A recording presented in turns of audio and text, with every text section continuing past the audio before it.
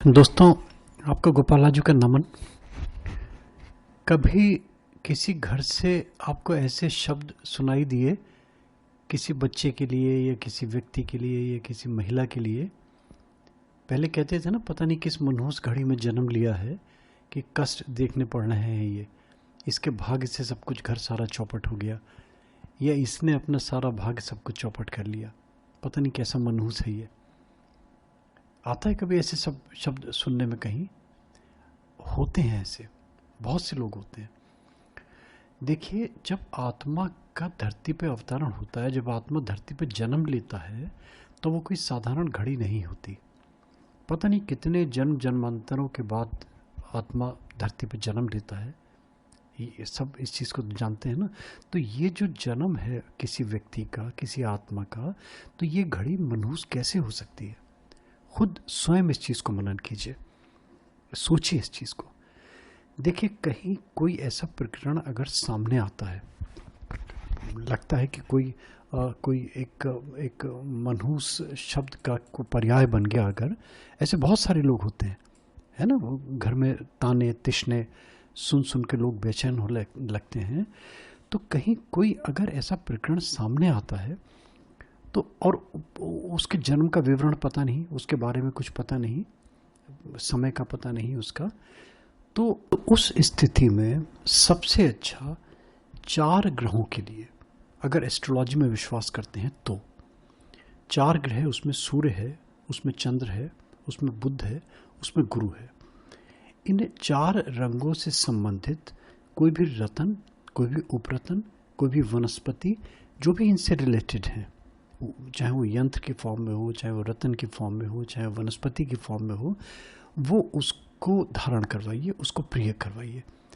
आप देखिए, जो मनहूस शब्द का जो कलंक लगा हुआ है, ये इसका वो दूर होने लगेगा इन 4 चीज़ों को आपको धारण करवाने से। ये इसका बड़े ही अच्छा, मैंने एक तार्किक, इसका लॉजिकल पक्ष तलाशा मैंने, कि ये नवग्रहों में ये 4 ही ग्रह क्यों, इन्हीं ग्रहों को क्यों मान्यता दी गई, इन्हीं को क्यों चुना जाए। देखिए, दैहिक हो या भौतिक हो या आध्यात्मिक हो, जो 3 सुखों की कामना है, ये आत्मा के शरीर में प्रवेश करने के बाद से, जब से आत्मा शरीर में प्रवेश करता है, तो इसकी अपेक्षा की जाने लगती है, इन त्रिसुखों की। और इनसे संबंधित अगर वांछित परिणाम मिल गए तब तो ठीक है, और अगर परिणाम नहीं मिलते हैं तो जीवात्मा स्वयं और अपने परिवार, सब मिला जुला के, परिजनों का, परिवार का आक्रोश झेलना प्रारंभ कर देती है। ये सत्य है, इस चीज़ को कोई जुटला नहीं सकता, क्योंकि कोई बिरला छोड़ दीजिए परिवार जहाँ ताने तिशने ना मिलते हों ऐसे व्यक्ति को। देखिए, सूर्य क्यों चुना मैंने? सूर्य को आत्मा का कारक माना गया है।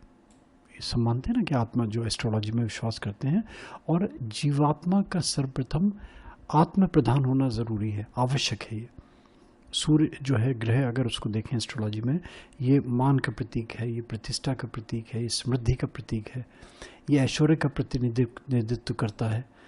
तो सूर्य को सब ग्रहों में सर्वाधिक तेजस्वी ग्रह माना गया है। रोगी के लिए पित्त प्रवृत्ति इससे प्रबल हो जाती है अगर ये जन्मपत्री में कष्टकारी स्थिति में होता है। तो इतने सारे इसके गुण, इतने सारे इसके दुर्गुण, उन सबको देखते हुए सूर्य ग्रह को चुना कि सूर्य का रतन हो, सूर्य का उपरतन हो, सूर्य की वनस्पति हो, इसलिए चुना।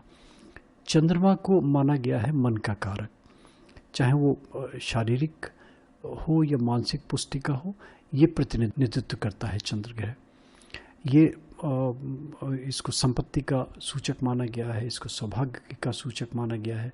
और अगर रोग में देखा जाए तो ये कफ को इंगित करता है, यानी कि कफ प्रवृत्ति पर चंद्र ग्रह का नियंत्रण होता है। बुध ग्रह को क्यों चुना? बुध ग्रह एस्ट्रोलॉजी में नपुंसक ग्रह मानता है, यानी कि इसके बारे में है कि जिस ग्रह के साथ ये शामिल हो जाता है, अगर शुभ ग्रह के साथ है तो शुभता देने लगता है, अशुभ ग्रह के साथ है तो अशुभता देने लगता है। मगर त्रिसुखों की प्राप्ति के लिए, त्रिसुखों की दृष्टि से, ये इसका बहुत ही महत्वपूर्ण स्थान है। क्योंकि वही बताया ना, जिस ग्रह के साथ स्थित होता है ये वैसा व्यवहार करने लगता है। वात रोग नियंत्रण करने वाला ये ग्रह यदि बलवान है, ये वात रोग को, हमारे हमारे जो नर्वस सिस्टम को पूरा उसको गवर्न करता है, पूरा उसको, उस पर पूरा इसका आधिपत्य होता है। अगर ये ग्रह बलवान है जन्मपत्री में, तो बुद्धि का कारक है, वाणी का कारक है, स्नायु तंत्र का कारक है, इन सबको ये सामंजस्य में रखता है, इन सबको ये संतुलन में रखता है, इक्विलिब्रियम में रखता है। अगर जीवन के किसी भी क्षेत्र में सफल बनना हो, स्पेशली उस क्षेत्र में जहाँ पे बुद्धि की और वाणी का अधिकतम प्रयोग हो रहा है, आप देखते हैं कि जहाँ वाणी का काम है, जहाँ बुद्धि का कार्य है, तब बुध ग्रह का प्रबल होना बहुत ज़रूरी है, क्योंकि ये दोनों चीज़ों का नियंत्रण करता है। इसलिए बुध ग्रह चुना। गुरु का जो प्रमुख इसका काम है, ये महत्वाकांक्षाओं का द्योतक है, महत्वाकांक्षाओं की पूर्ति को इंडिकेट करता है।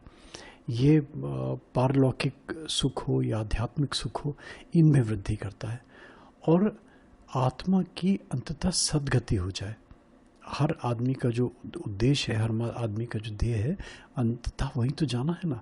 तो हर आदमी चाहता है कि सद्गति हो, अच्छी गति को प्राप्त हो। तो इसके लिए गुरु का अनुरूप होना परम आवश्यक है।